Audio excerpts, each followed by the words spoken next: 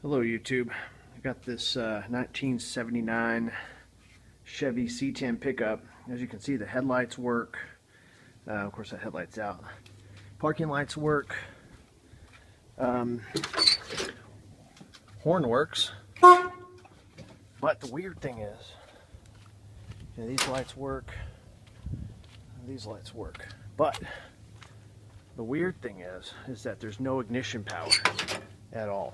Okay, like zero ignition power.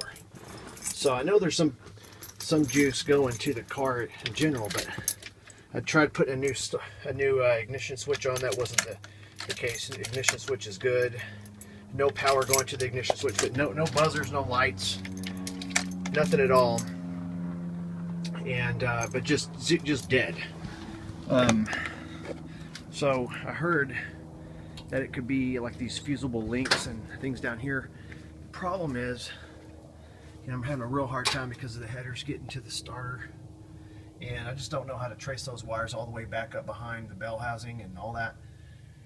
So that looks like it's protected with the plastic and everything, but my problem is just I don't have a way to find out like why there's no power to anything but the headlights and the horn. So it's just, if this has been an issue that someone's had in the past, if somebody could maybe offer some advice on how to possibly get to all this stuff back here and begin to test it all out. I just don't. The problem I'm running into is access, having access to get to all that.